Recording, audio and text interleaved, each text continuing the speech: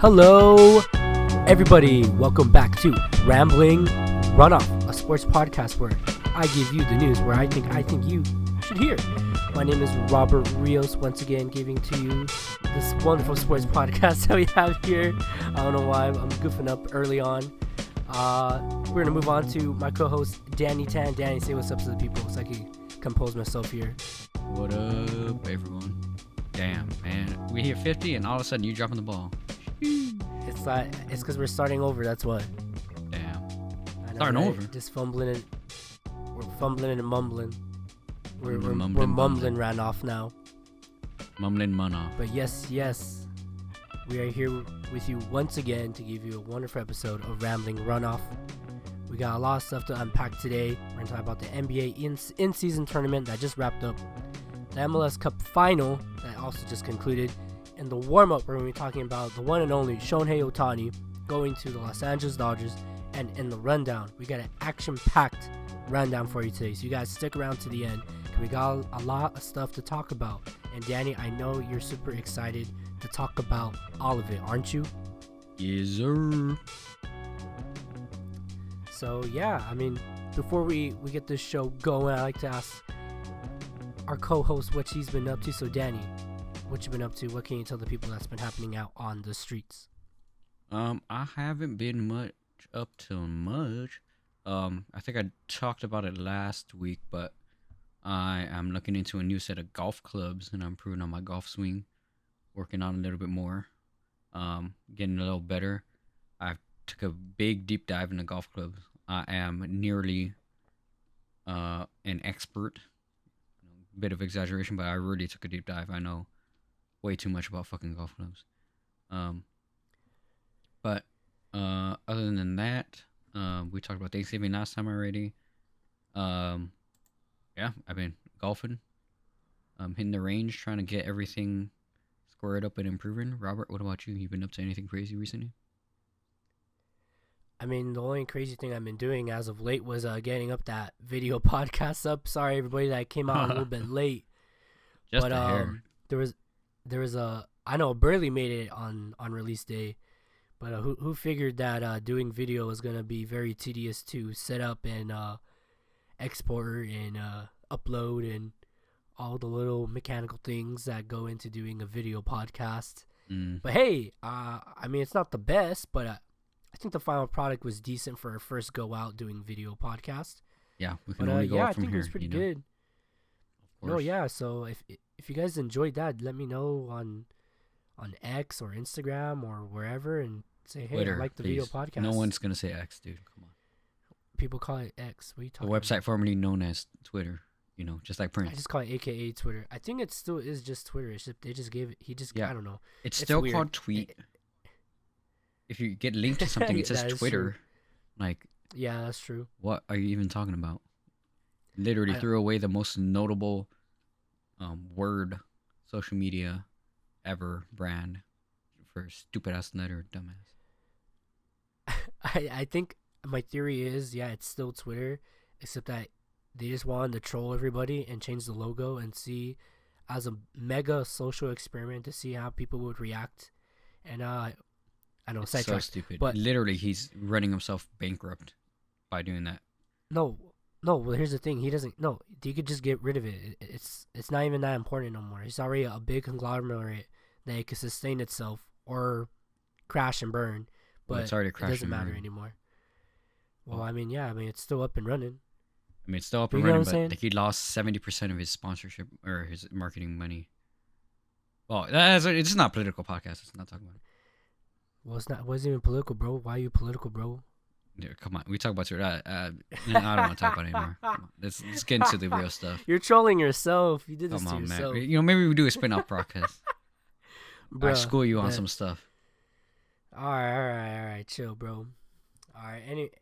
Anyways, talking about taking you to school. How about I take you to school on the court, where we're going to be talking about our first topic of the day, which is the NBA in-season tournament. Beautiful transition. Just concluded over the weekend, where the Los Angeles Lakers are officially the first ever NBA in-season tournament champions. the Los Angeles Lakers defeated the Indiana Pacers 123-109 in Las Vegas, Nevada at the, what is it, T-Mobile Arena? Whatever the fuck it is. Yeah. Anthony Davis had a season high 41 points and 20 rebounds, and the Los Angeles Lakers won the inaugural NBA season tournament title with their run. Austin Reeves also added 28 points. Tournament MVP LeBron James had 24 points and 11 rebounds, and D'Angelo Russell added 13 points. In addition, Don't talk about Davis Reeves. was 16. Yeah, I started with Reeves, 28 points. Oh, my bad. And then I said LeBron had 24. And then, and then moved to Davis. My bad. I'm Are you going to let me talk, bro? Go ahead. Man, first I can't do the intro. Then you're interrupting me. My bad. Man, this is... Anyways, Davis also went 16 of 24 from the field and also had 5 assists. On the other side for the Pacers, Tyrese Halliburton had 20 points and 11 assists for Indiana. Benedict Mathurin also scored 20 points, and Aaron Naismith had 15. In addition to taking home a nice-looking trophy, the Lakers players on standard two-way contracts each made $500,000, and the Pacers received $200,000 apiece.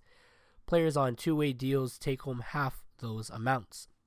The Lakers led most of the game, though Indiana did keep up with the striking distance until LA went on a 15-3 run late in the fourth quarter to run a 196 lead into a 115-99 advantage.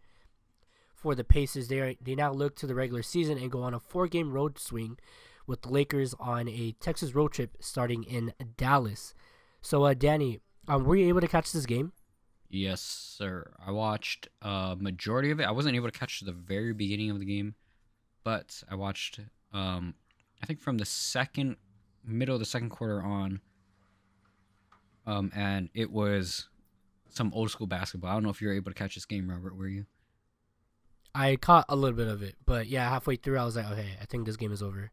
Yeah, I mean, it was really a low-scoring game in comparison to, the recent scoring trend that the NBA is on, excuse me. That both teams attempted, a record low three-pointer on both sides of the ball. They both weren't shooting well from beyond the arc, but I think it was like second quarter or third quarter. One of the commentators said, this is the 6th or 7th three. The first one made, I think it was Austin Reeves.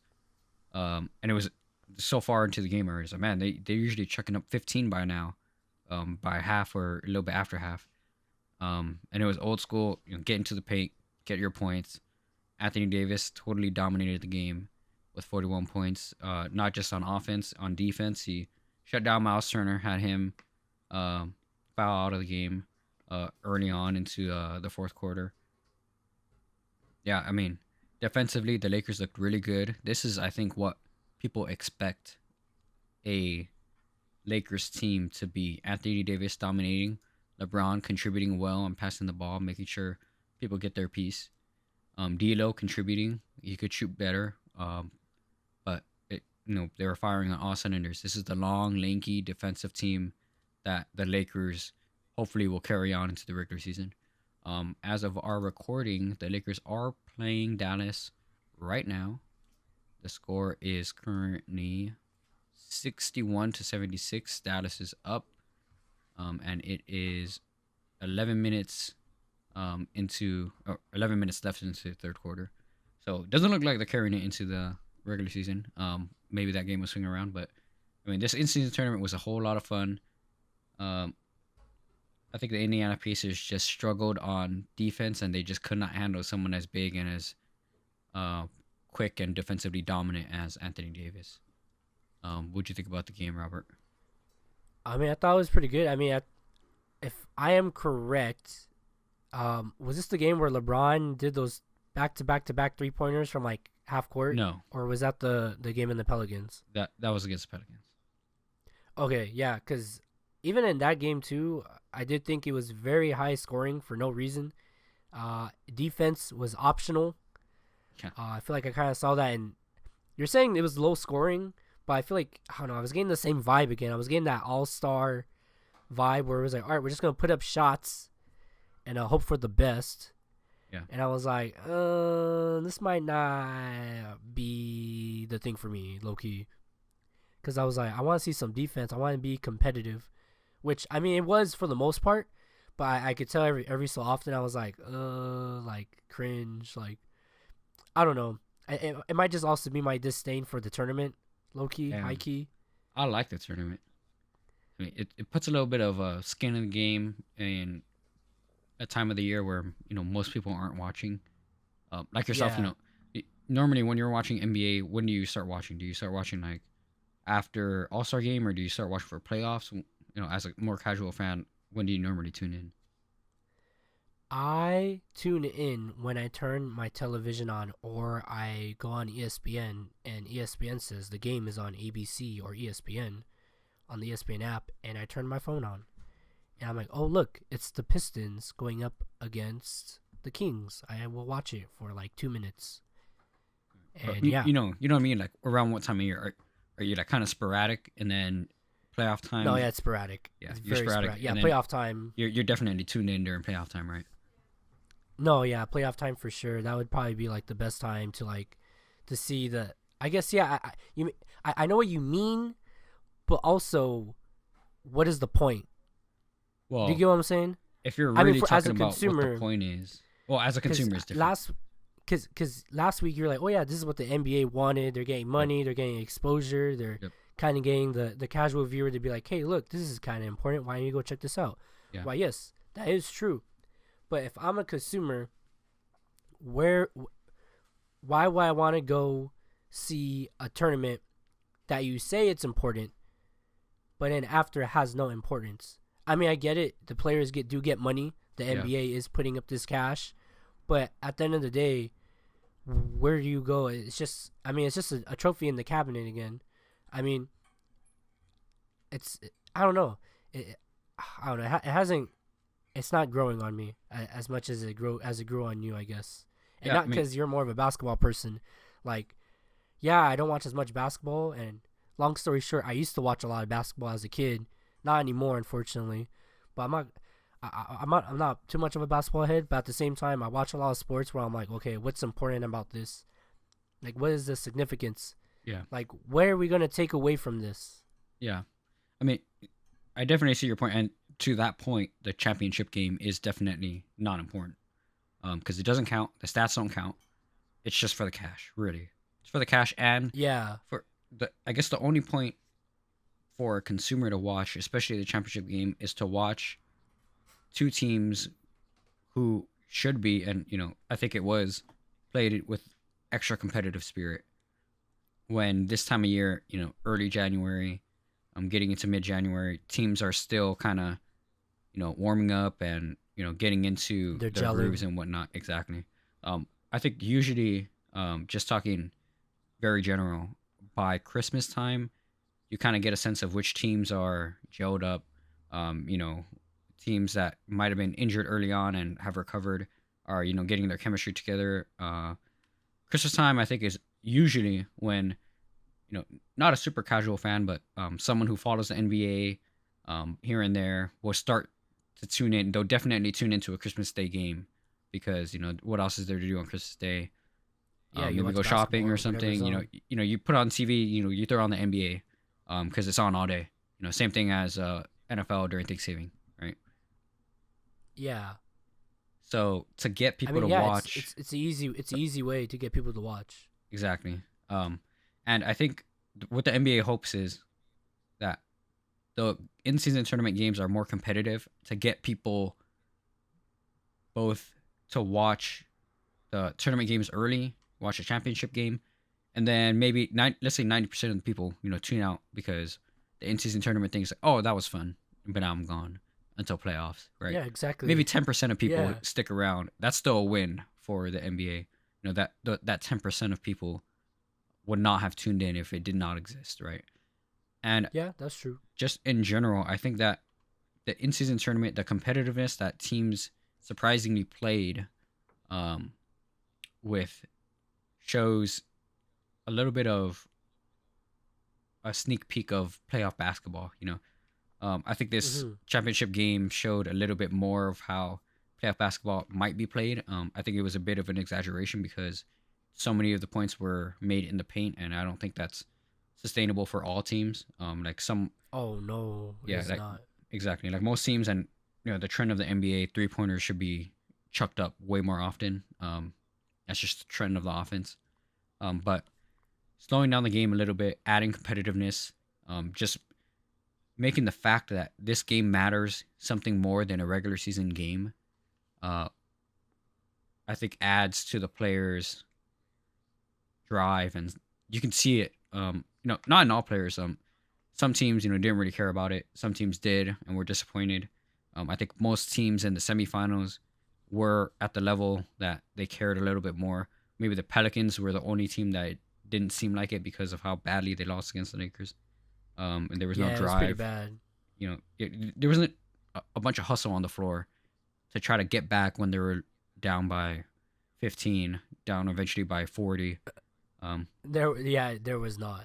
Yeah, so I think that might be the exception, but every other team, you saw that there was drive. They're playing something more than a regular season game where if you're up by 15 and it's end of the fourth, you throw your bench into the game. But take the Boston game for example. They still had starters out there, and because they knew the point differential mattered, they caught some flack for trying to score on a team that they already were beating by quite a bit, but they needed a 29 Yeah. point differential, so they were trying to get those numbers up. I don't Damn. I don't think next year the NBA is going to stick with that differential to determine like home and away and all that stuff. I think they're going to change it up. I don't know how they're going to change it, but I think most people in the media and players agree that the point differential is kind of dumb. It just doesn't make sense for the NBA. I think it makes more sense for soccer. Cumulative I was about to points. say because Yeah, go ahead. yeah, like in soccer, like goal differential is very important because that's one of the main tiebreakers. I mean, yeah, 'cause it's much more lower scoring, obviously. Yeah. But yeah, like you'll see teams like, for example, the USA qualified to this past year, this last coming World Cup, was it 2022? Yeah. They qualified not because they finished high in the group technically. They qualified because of goal differential. I think they were technically tied with Costa Rica, who was the last team they played, but they scored like 5 goals in the second to last game against Panama, and their goal differential was already like at 4 or 5. Yeah. So when they played Costa Rica had to beat them by at least 6 Yeah. and But goose egg them, but which that is not going to was happen. that goal differential is separate from win-loss record, right?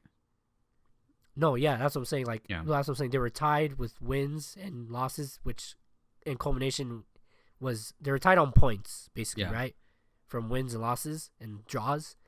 So when they're tied on points, the next thing that they can go to Is a differential. is the differential. Yeah. Yeah. But I guess, yeah, it does make sense. But, hey, at least it spices things up, Like, all right, so what? And this happens in soccer, too. Like, people get mad when they run up the score. Like, all right, well, we get paid to make buckets, not run around and dribble. Yeah. I mean, You get what I'm saying? yeah, I think there's just a little bit more of a discussion around it because typically you're winning by 20 points. There's whatever, even if there's like 7 minutes in the fourth, if it doesn't look like the other team's going to be able to come back, you run out the clock with as many possessions as you can. You don't take a shot clock violation, but there's a bit of a courtesy and kind of an unspoken rule in the NBA, and I think by having the point differential, it incentivizes you to break that code, and it's getting a lot of players, kind of angry. But I mean, it is what it is. I think the in-season tournament is great. It was a fun game. The championship game was fun. I don't like that it doesn't count, but I don't know how you make it work that the championship game does count, because it's an odd matchup to kind of circle back around to, especially if they've played that team before early on. to make sure that all teams play 82 games in the season. But I don't think it's a bad thing. I think next year they'll definitely do it. I think they're going to take away the point differential. And hopefully the Lakers, specific to our home team, will take this and show the rest of the NBA that they are a top team.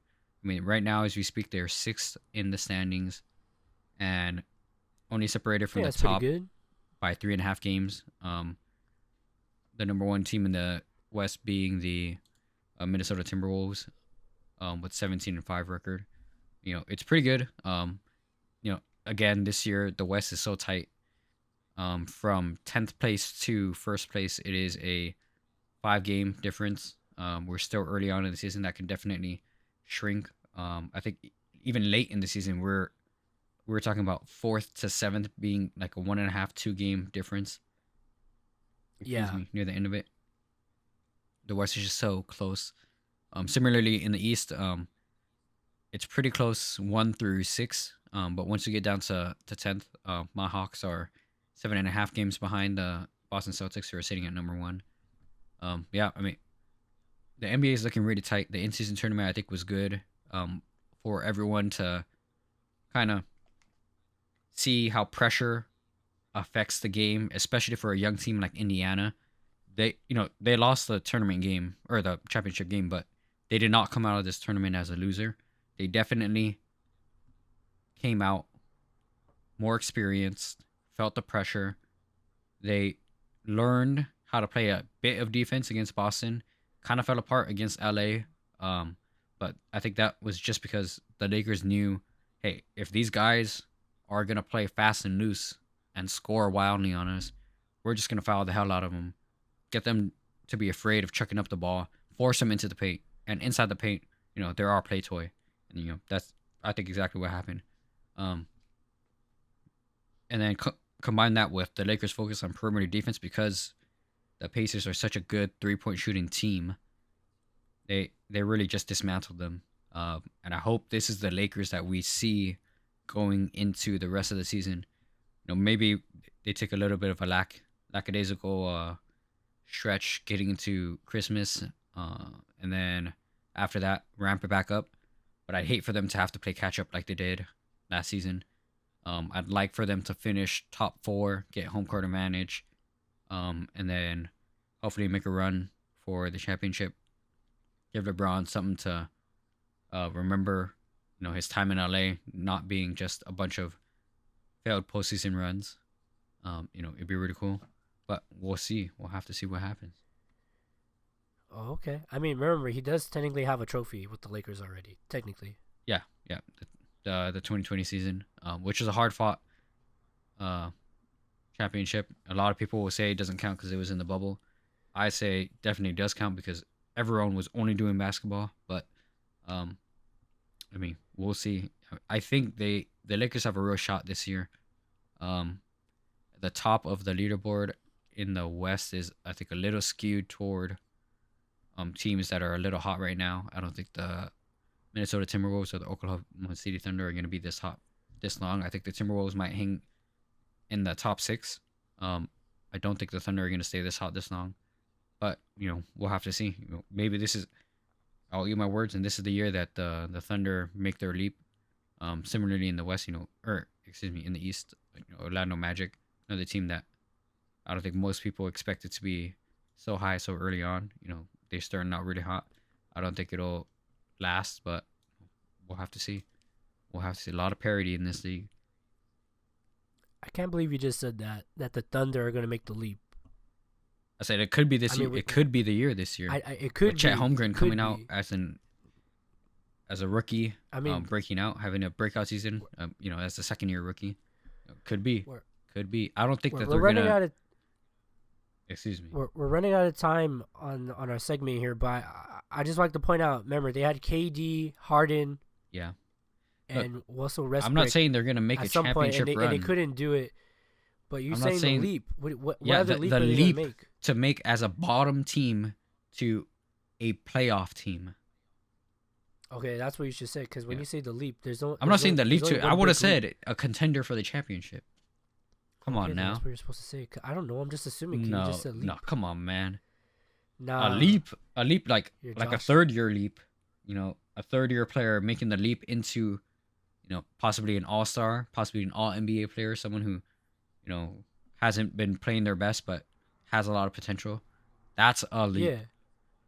Okay. Come on, Because when man. you said leap for the team, well, where else are you gonna go, Yeah, yeah, back from the bottom. I mean, bro? they missed the playoffs last year, so they're gonna go. The one leap is to go into the playoffs. That's a hop, skip, jump, climb to the championship. Come on now, I mean, I guess yeah. Nah, that's cap. I'll relax, ask you relax one yourself. one question, very quickly. If you can answer it in very few words, Danny. Sure. Do you think the winner of the in-season tournament should get a playoff spot? No, I think that's too much to yes give. or no? I think it's too much to give. I think maybe you can offer them home court advantage in the first round. Guaranteed home court advantage in the first round, even if they fall in the standings. But it gets taken away if you don't make the playoffs at all, right? You got to be able to make the playoffs to cash it in. I mean, I yeah, think that'd be that's interesting. I think that's all you can offer, because if you're offering up 2 rounds in the playoffs, I think that's too much. It really will motivate players, but it's just, I think it's too much to give for something that, at the end of it is really only 7 regular season games. Yeah. You know what I'm saying? Yeah, I think it's just too much.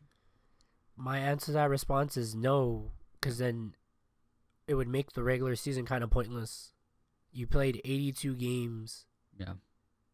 And you want a random tournament that you stuck in the middle. That was what, like 2 months? Yeah. Not even 2 months. A couple days if you add all of them together continuously. Yeah, I think And another you're like, here you go.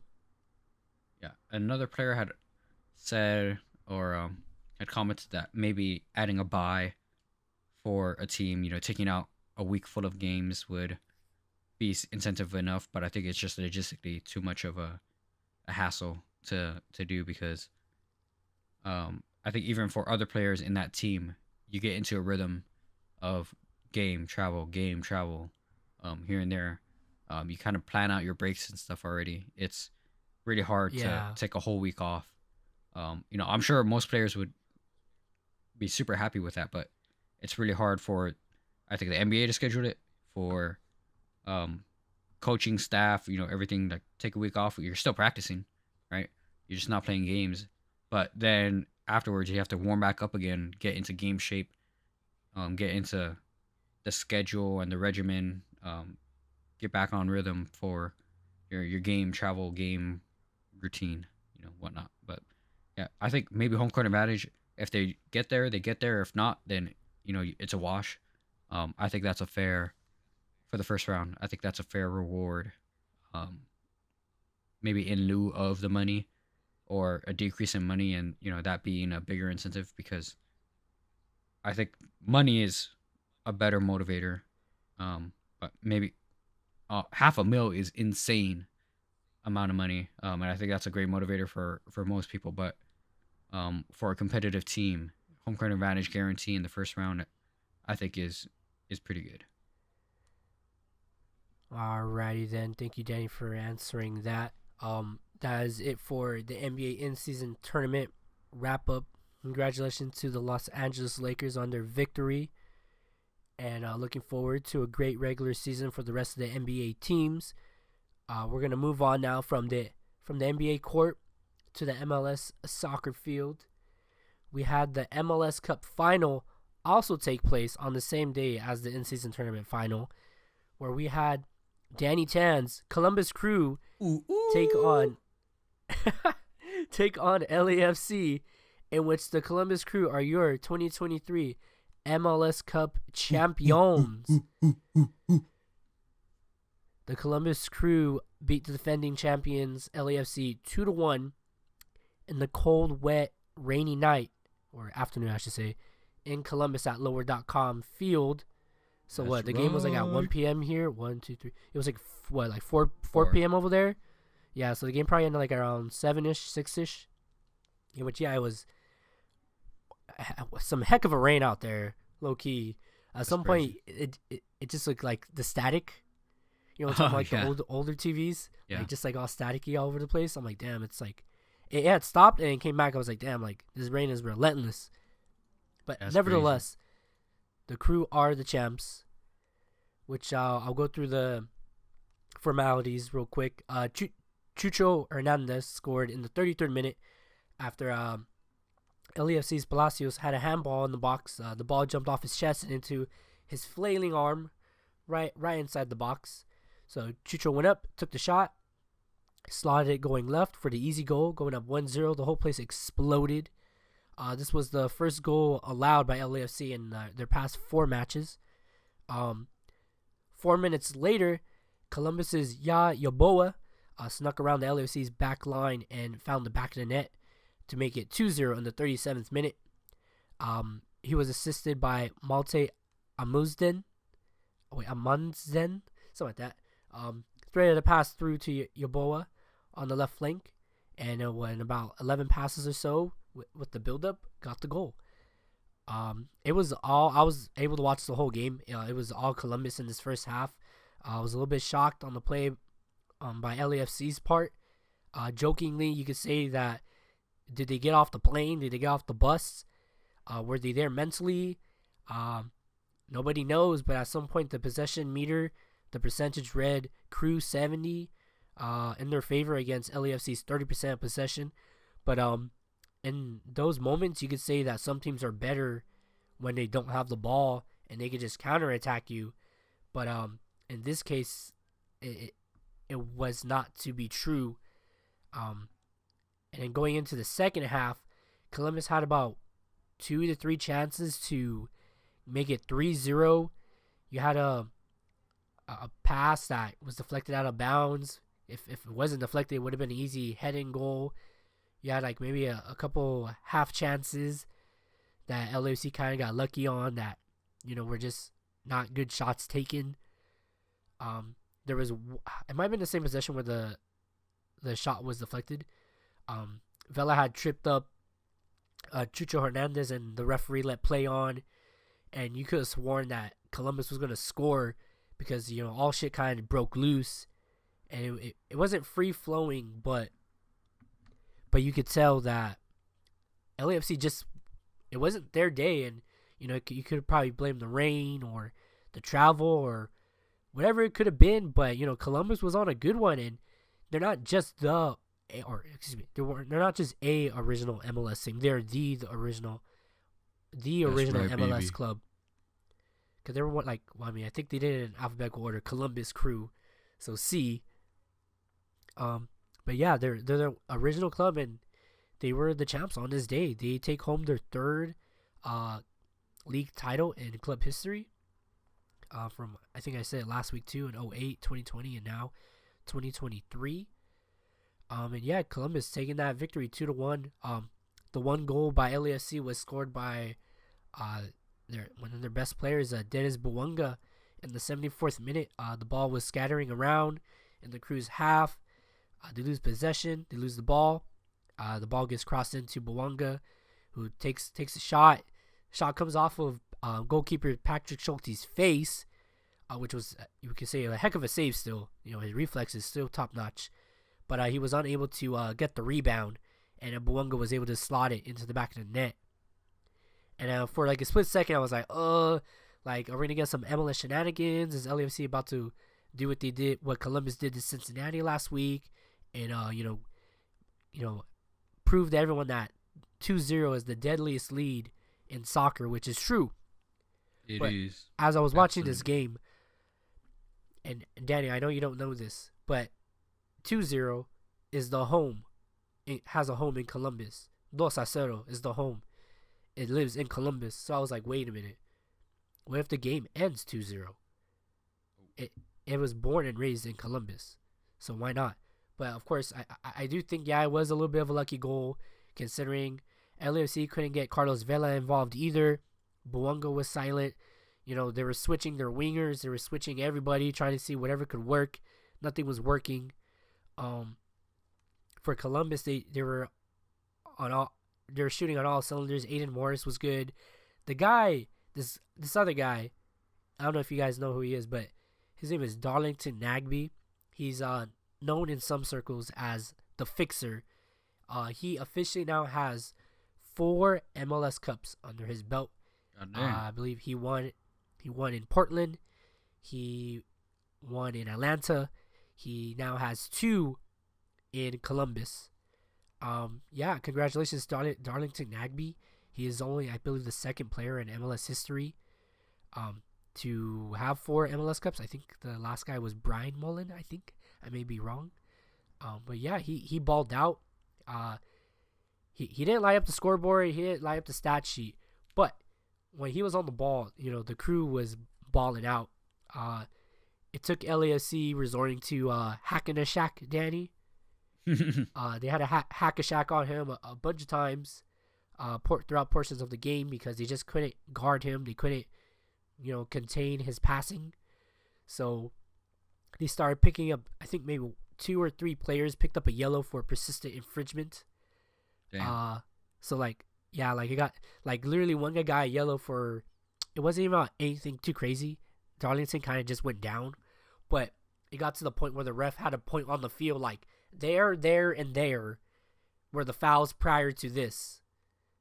Those 3 fouls culminated the yellow, basically. Does that make any sense? Yeah. But yeah, so the ref ended up having to give out a couple of yellows because, they just kept knocking him down. And, that's how some teams win. That's how some teams come back in these competitions because you take out the best player, you get on his back, you see if he breaks. But in this case, he didn't. I mean, at some points, he was on the ground for a minute or two.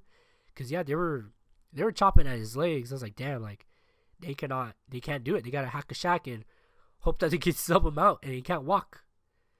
But he held on. I believe he got sub around the 80th minute, which isn't that bad. But when you have to sub out your best ball controller, I do get a little bit worried.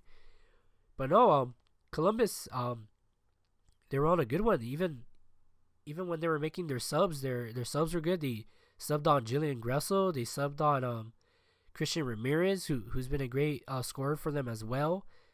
Even containing LAFC subs, who I was surprised at halftime didn't make any subs not until halfway through the second half. They started making subs. And I was like, well, in the MLS, you don't make subs to put quality on the field as of right now. You're putting subs on the field to get fresh legs, and that's it mostly. And you hope that the guy can make some magic. And unfortunately, no one was able to get anything going for LAFC.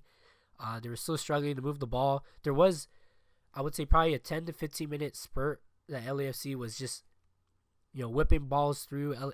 Columbus was just fouling them unceremoniously. And LAFC was getting a bunch of free kicks, and you thought, maybe they'll get one here, or, they get an awkward deflection, which there was one that I thought that was going to, bounce its way in, but it took a deflection off a defender and went out of bounds, luckily.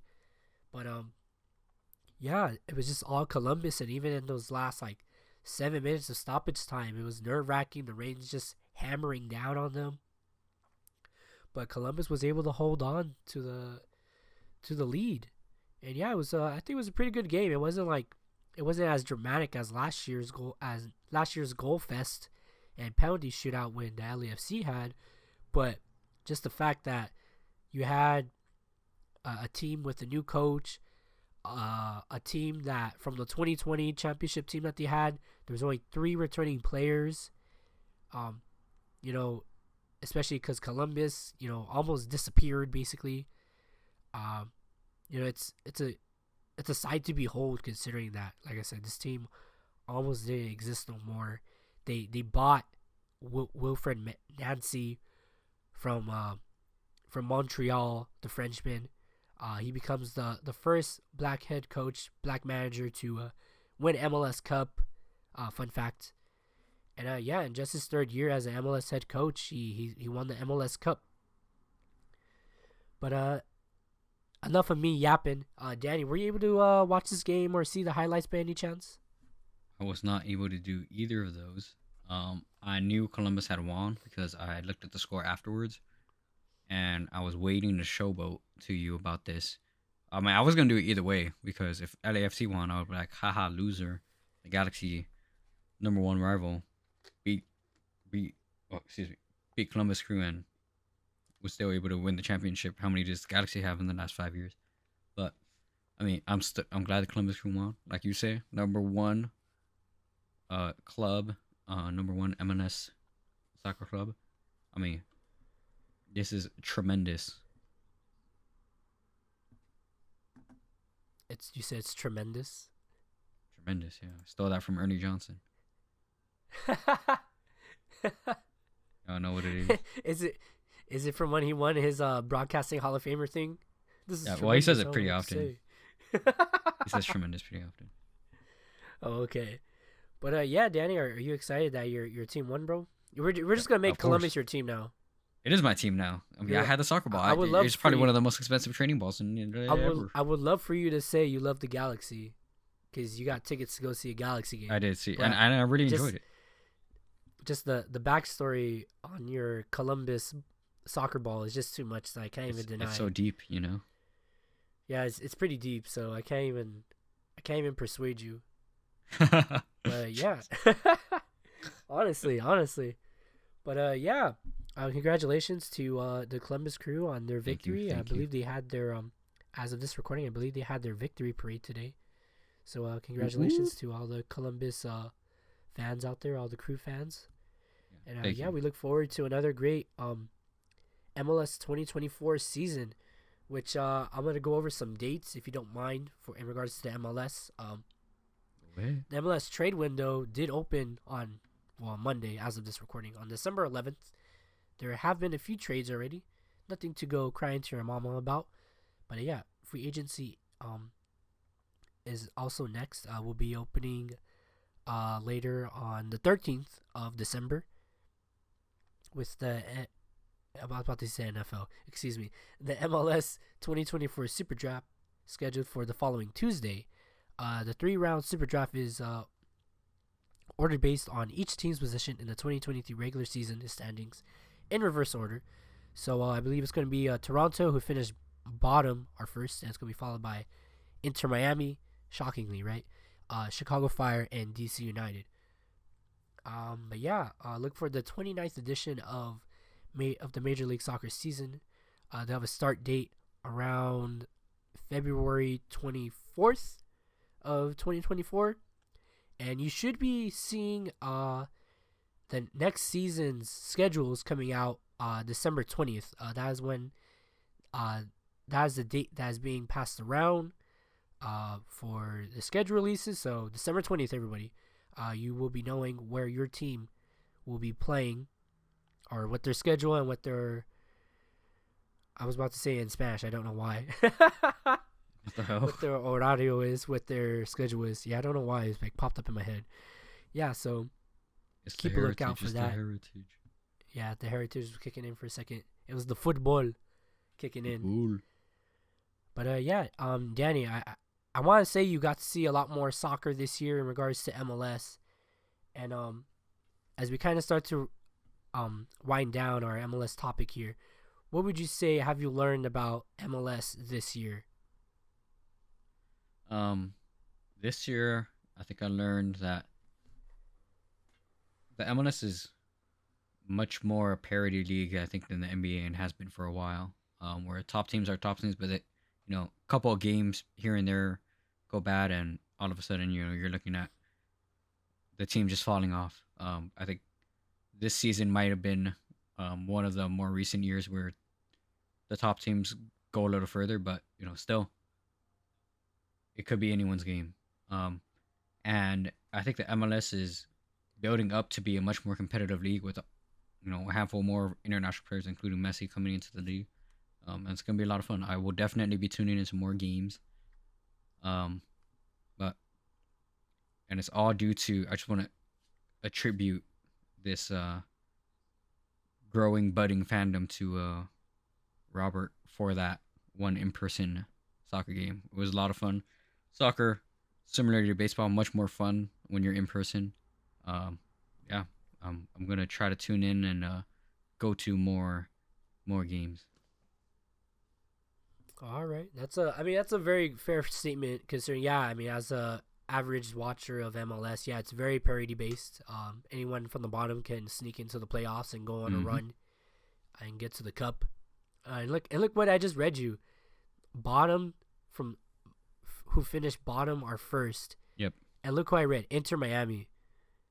Does it look like Inter Miami's interested in getting a super draft, Danny? No, they don't care. Yeah, exactly. I wouldn't be surprised if they pass. Yeah, I mean, is it like an NBA they can draft and then trade immediately for another player, like an older player or whatnot? Yeah. I mean, once you draft, you can do whatever you want. But yeah. I mean, it's because it's an international market. You don't have to focus on the draft necessarily, like in the NBA. Yeah. It's not like here. Like I mean, there's thousands upon thousands of resources and connections to see who is the best basketball player at the high school and collegiate level. So, in connection to the NBA draft, it's much easier, or not easier, but it's more streamlined, I should say. Definitely. Unlike soccer and in connection to the MLS draft, where, yeah, you can be Miami and go sign Messi, but the MLS still offers up the option of, hey, we might have a few college guys or young, qualified international players who enlist for the MLS draft as well, who are interested in going into the MLS. You could draft here as well. And yeah, there is scouting for it as well. And they just opened up the market in the MLS. I believe you weren't allowed to scout freshmen and sophomores, but now that you are, so Wow, freshman. now Interesting. yeah, so I don't think you were allowed to be one and done in college. So the route to MLS is skewed in a way if you're trying to do that. But yeah, I mean, if that's the route that you want to take to get to the MLS, then yeah, by all means go for it. But to get back to our original scheduled program here, yeah, the MLS 2023 season has wrapped up. I'm looking forward to 2024. I'm looking forward to hoping that my team, the LA Galaxy, makes it back to the top as well. They're looking to make a lot of moves. They already made some moves, according to their Instagram account and their social medias. So, but yeah, hopefully your Columbus Crew maybe tries to go back to back. Oh hell yeah, they are gonna take it back to back. But yeah, I don't know if you know this, Danny, but with their MLS Cup win, they also qualified to the Champions Cup tournament. So we'll talk about that. Talk a little bit about that later on in the show in the rundown. Spoiler. But yeah, I mean, for me, I got to watch a lot of MLS as well. Although a lot of the games were on Apple TV, which kind of sucked. But even with the highlights, I thought Apple put out a good product with the highlight packages. The length of them are pretty good to watch as well. You get to see the goals. You get to see most of the important, I guess, highlights, I guess you could say, of the game. I don't know. I feel like the coverage was great this year. And I feel like the game, it's advancing every year. You're seeing who are the stars. It's not just here are the journeymen. Oh, he had a good 2 years. No, you're seeing a bunch of people that are like, oh, hey, he's been here for 5 years. You don't want to mess with that guy. Like Darlington Nagbe, for example. Or like Dennis Bawanga, who's been here for a while now. Like, those are the good guys. Those are the players that you have to watch out for. And yeah, hopefully. Also, another thing I forgot to mention. I don't know why I didn't write this down, but Don Garber, the commissioner, had his State of the Union for the league address on Friday prior to the final. He said no fourth DP, but the owners are looking to fix or modify the salary cap. He didn't say what it was, but it will be announced either this week or next week, and we'll see what their plans are. And he also talked about what their plans are to, combat the World Cup in 2026. Because when the World Cup comes here, the MLS season will still be going on technically. So he was throwing around the idea that they would do some sort of, I don't know how to explain this to you, Danny, but basically there's going to be 2 seasons within a year. Does that make any sense? Yeah, that makes sense. So, They're just gonna split it up, but only one championship game. no, 2. No, So 2. basically, Okay, there's going to be so a 2 full fall seasons. season. Yeah. Well, there's going to be a fall season. Well, fall winter Mhm. season, and then a spring summer season. Gotcha. Okay. So But how many our games in neighbors each to the season? south, That's a lot. I don't remember. Our neighbors to the south, which I'll also highlight in the rundown. Spoiler again. Liga MX in the Mexican League. That's what they do. They have 2 small seasons. They have playoffs. They go through the whole motions. Yada yada yada. So they have the winner of like the fall, then they have the winner of the spring summer season, and then they do a mega final where they both play each other. Does that make any sense? Yeah, that makes sense. But I don't think they're gonna do that necessarily. He was spitballing, kinda, I believe. It's not official. This is not official. I'm not saying this is official.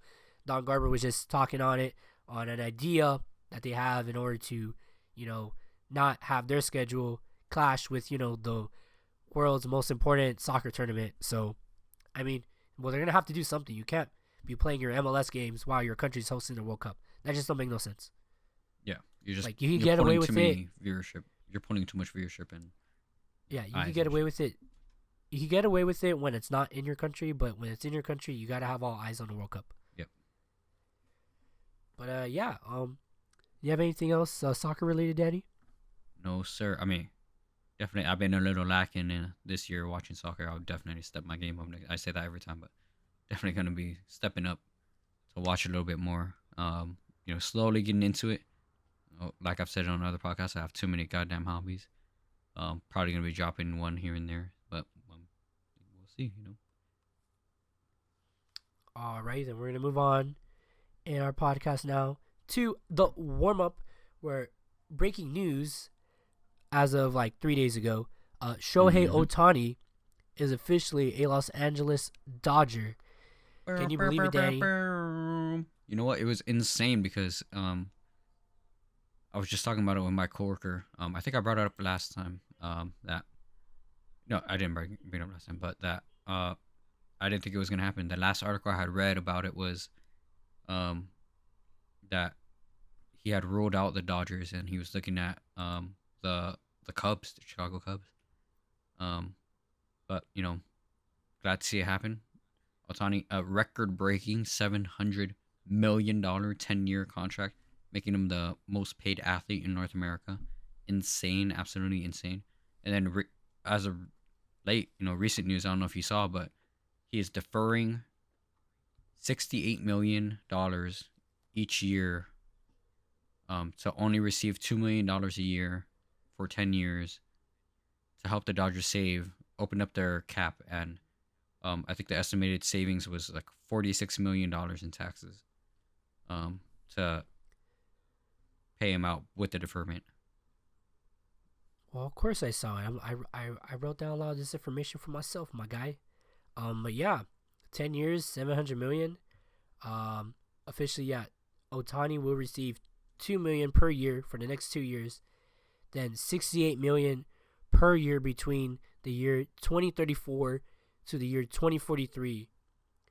Shohei Ohtani's 10-year, $700 million contract with the Los Angeles Dodgers is worth $460 million because of his heavy deferrals, according to the MLB's calculations. The deferred payments, easily the most in baseball's history, permit the Dodgers to lower their luxury tax salary from $70 million to just $46 million a year, as you stated, Danny. The annual salary is calculated at $28 million because of the 10% interest rate used by the basic agreement.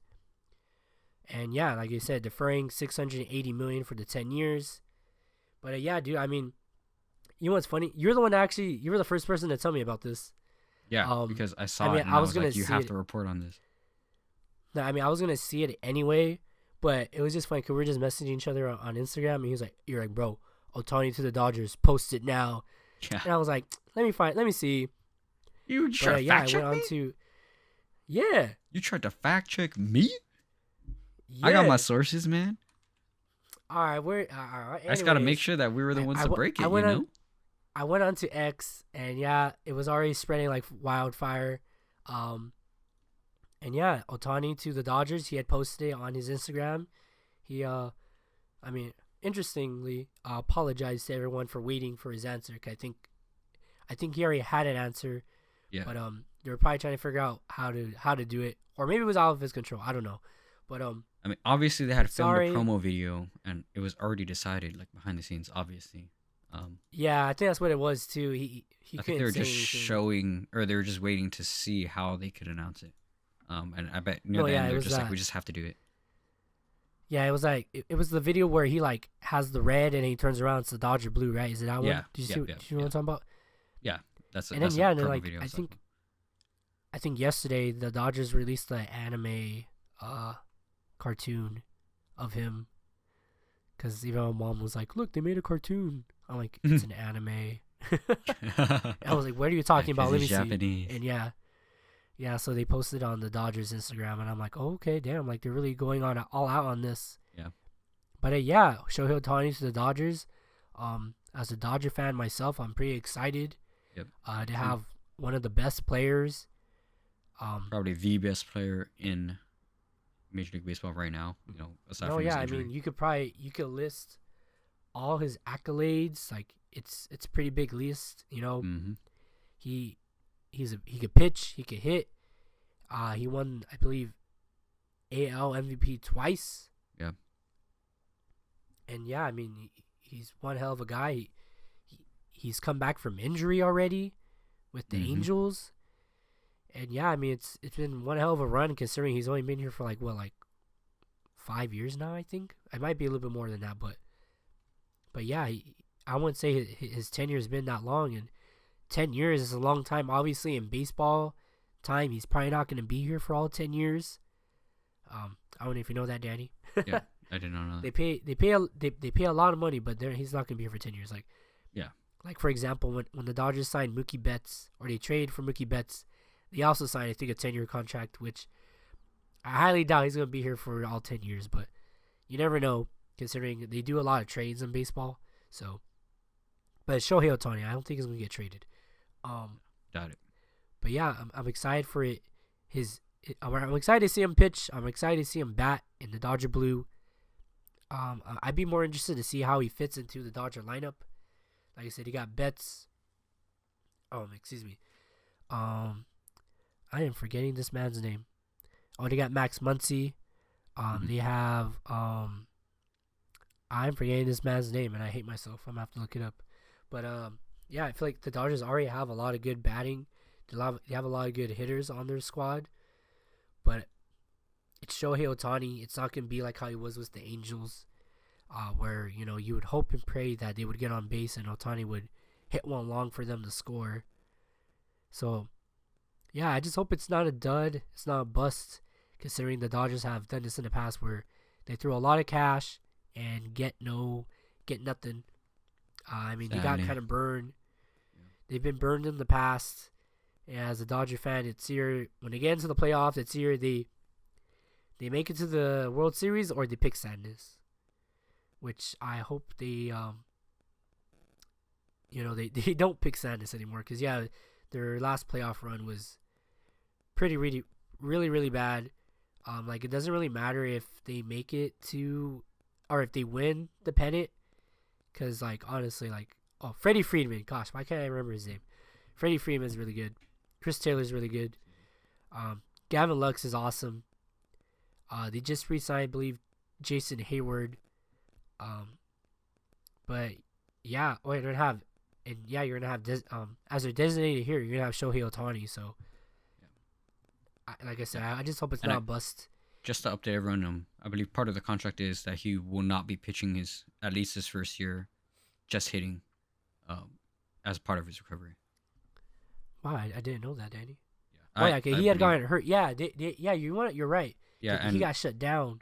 Yeah, because he just had his Tommy John surgery like 2 months ago or whatever. He's just got his surgery. 2 months ago, what the fuck? Yeah, right? He had Tommy John. He hurt himself, or he got Tommy John, then he hurt himself again. So they're like, you know what? We're just not going to take the chance. And then he went into surgery. Yep. Yeah, he flew into Japan and then he immediately went into surgery, got it fixed. Yeah. Hey man, he's Shohei Ohtani. He's got connections, bro. Yeah, I know. It's insane though. He cleaned out You're his the locker best. like a record time is crazy. When you're the best baseball player in the world, you can do wherever you want, bro. Honestly. But Honestly. yeah, Dan, are you as a person of Asian descent, are you excited for Shohei Ohtani to be at the Dodgers? Oh, of course. I know for sure there's gonna be a lot more Japanese tourists around LA. Yeah, I mean it's great. You know, he is the Michael Jordan of baseball. Yeah, totally dominant. Yeah, it's great for the game. I'll be excited to go to Dodger Stadium and watch him. If I could get a goddamn ticket, I saw opening day tickets are going for like crazy amounts of money. I'm not trying to go opening day, but I just want to see him. Hopefully, they're not sold Go out to for the whole Costco. season. What's that? Go to Costco. They have like a 2 ticket plan. You think they still got that? I'll go. I'll check it out. Yeah. I'll check it out. No, Okay. yeah, if you have a Goddamn, don't get mad at me. Sheesh. if you have a, I'm not getting mad. I'm not even yelling, bro. If you have a Stop Costco raising your card, go to voice. Target. Go to Costco. Okay.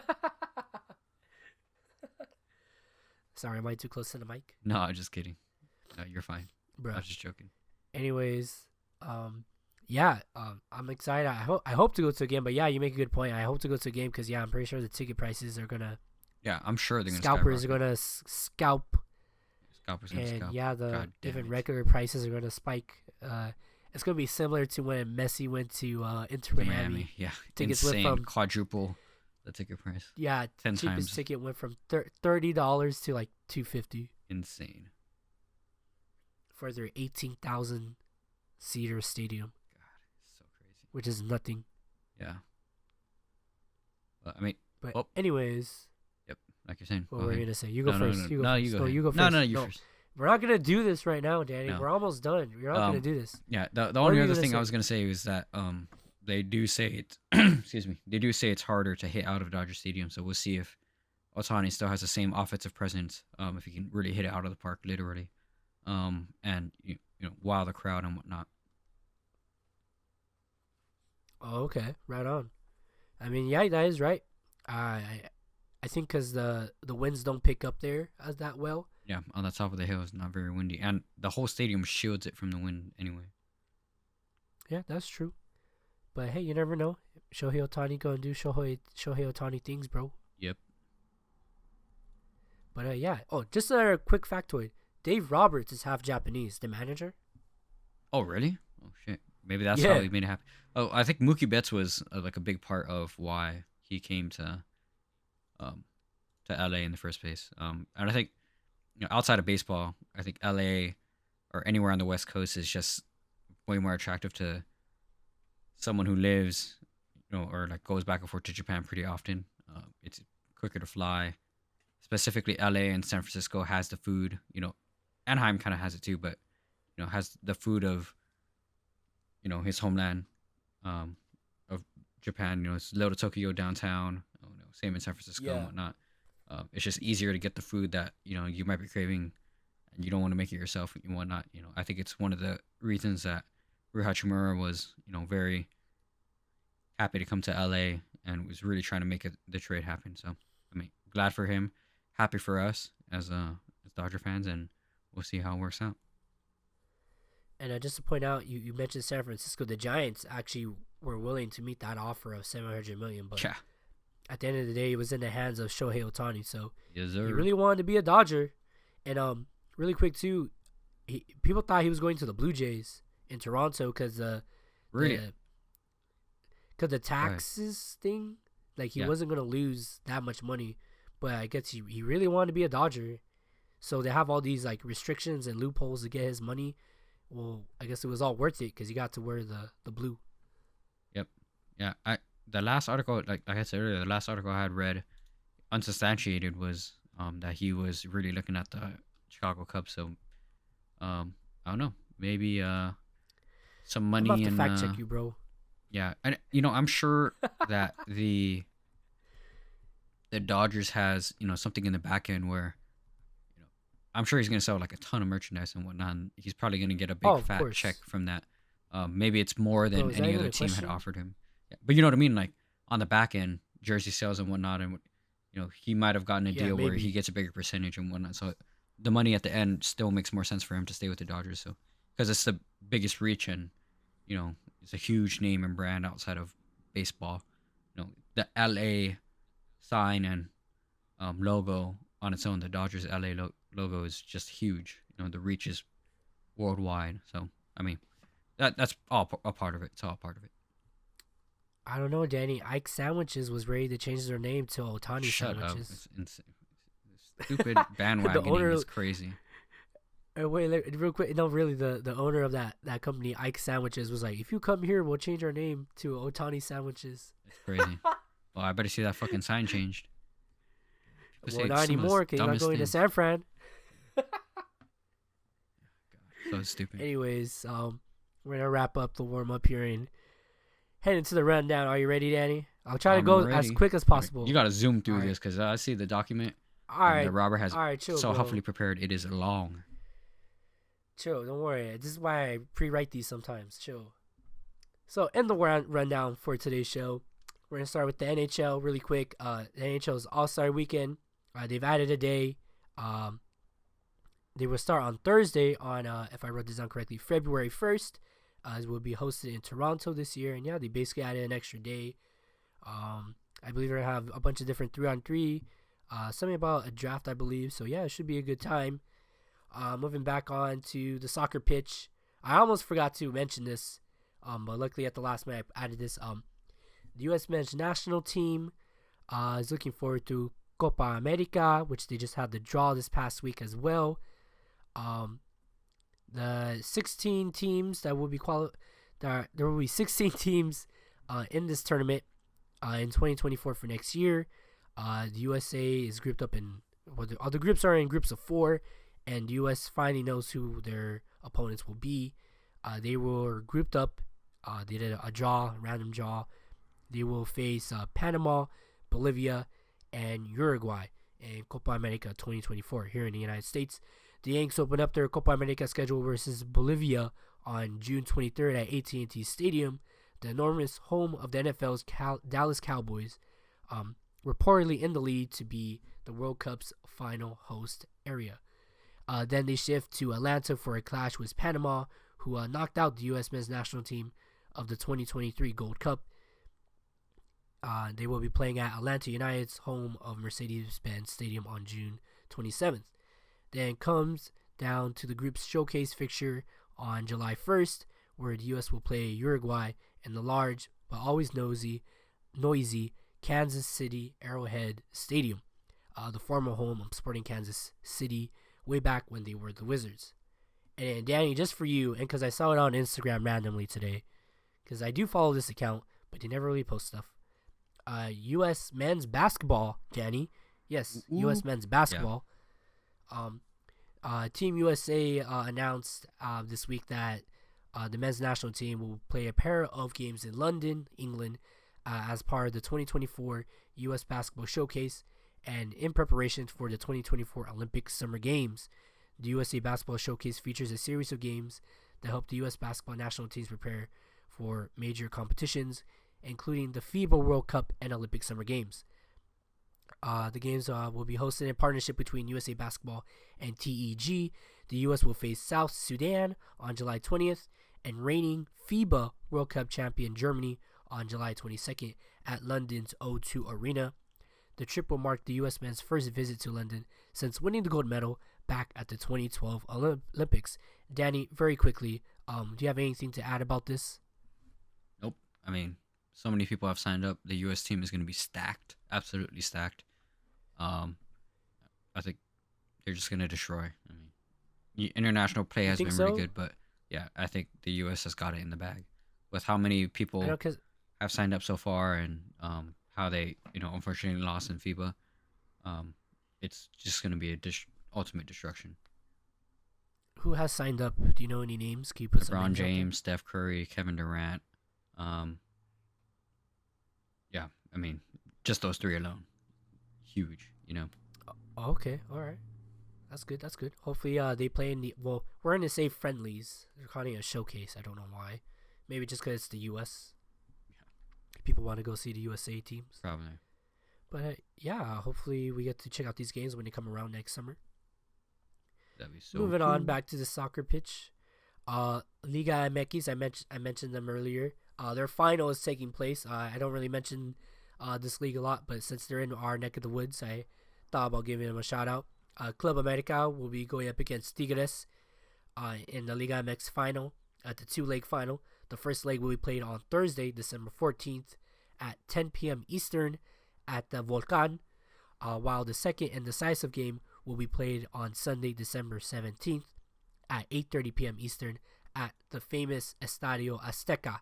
So that should be a good game. These are two really great teams.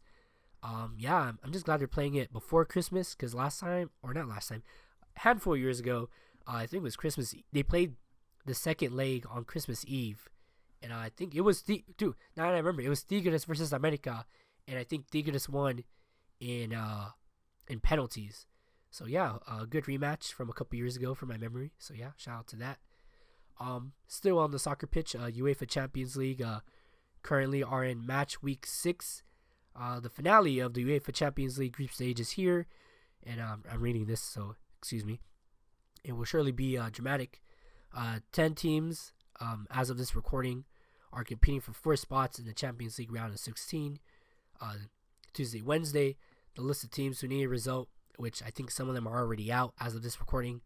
It's PSG needs a result. I believe Manchester United might still be alive, but I think they're done due to their loss to Bayern Munich, with the latter in danger of being knocked out of both the European competitions by the end of the week. So we have to wait and see what happens this week. If it's already happened and you're looking to see what happened in UEFA Champions League, make sure you go double check on that. In relation to Champions League, CONCACAF, the regional tournament here on this side of the world, they have their Champions Cup, the 2024 CONCACAF Champions Cup official draw, which will determine the matchups for the competition's first 2 rounds and each club's path to the crowned Continental Champions. Is scheduled for Wednesday, December 13th, 2023 at 7 o'clock p.m. Eastern Time. The competition's first 4 rounds, round 1, round of 16, quarterfinals, and semifinals, all include home and away play, while the final is played as a single-leg match. In regards to teams from the United States that will be competing in this tournament, from the Leagues Cup, that qualified from Leagues Cup, we have Inter Miami, Nashville, and Philadelphia. Through MLS qualifications, and I mentioned this earlier for your crew, Danny, we have FC Cincinnati, Orlando City, and St. Louis. New England was able to get in because LAFC lost. If LAFC would have won, they would have qualified, but they didn't because they lost, so New England takes their spot. And the Columbus Crew, Danny, get a first round bye, technically, so they skipped the first round, I believe, if I read that correctly. So they go directly to the round of 16. That also includes Inter Miami representing the MLS. But yeah, looking forward to that. In the NFL, quick news update. Justin Herbert, quarterback for the San Diego Chargers, is out for the season following a surgery on a fractured right index finger. I don't know if you guys noticed, but with your finger, I don't know. I'm assuming it's much, much harder to get surgery on because it's a finger. It's small. You got to be very dainty with it. But moving on, some of the primetime game score lines that we had last week. The Patriots beat the Steelers 21-18 on Thursday.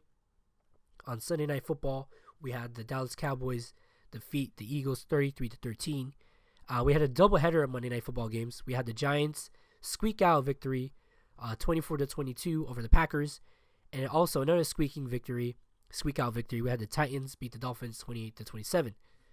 This coming up group of primetime games, we have Thursday, the Chargers versus the Los Angeles Raiders on Prime Video at 5 p.m., 5 o'clock 15 p.m. Pacific time. I don't know who schedules these games, because I don't want to watch this game, honestly. 2 crap teams. Who picks these games? I don't understand. But anyways, and then I'm not going to do a poll for these next games I'm about to say, because just too many. We have a special edition Saturday night games, which will all be featured on NFL Network. We have the Vikings and Bengals at 10 a.m., Steelers versus Colts at 1:30 p.m., and the Broncos versus the Lions at 5:15 p.m., all Pacific Standard Time. And you can catch all these games on NFL Network. And then, of course, our usual primetime games. Sunday Night Football, Baltimore Ravens versus the Jacksonville Jaguars on NBC at 5:20 p.m. Pacific Standard Time. Then Monday Night Football, single game, Philadelphia Eagles versus Seattle Seahawks, the battle between the bird teams, and you can watch the game on ABC, ESPN at 5:15 p.m. Pacific Standard Time. I am done, Danny. Danny, do you have anything else to add to the rundown? Nope. I mean, you covered everything and anything. Whew, I know it was a lot, but hey, it was worth it. I think everyone has to hear a lot of this stuff because, hey, if you don't hear it from here, then I don't know where else you're going to hear it at. But, Danny, are you ready to do the outro? Can I do the outro? You want me to do it or you can do it? Yeah, can you do it? I'm out of breath, low-key. Alright, guys. Thank you guys for listening to Rambling Runoff. If you're listening on YouTube, please hit that subscribe button. Hit that bell notification to let your phone and your app know that you'll want to be notified whenever we make an upload. If you're listening on Spotify for podcasters, Amazon Music, Apple Music, or soon to be something else, Google Podcasts. Please rate, review us. I think there's comments now on Spotify. It really helps us out.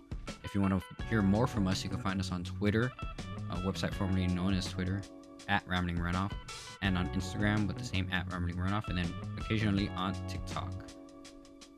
I'm Danny Tan, the co-host for Robert Rios. Want to say something before we head out, Rob? I was like literally out of breath. I was drinking water. But thank you, Danny. That was great. Yeah, I mean, that's all we got.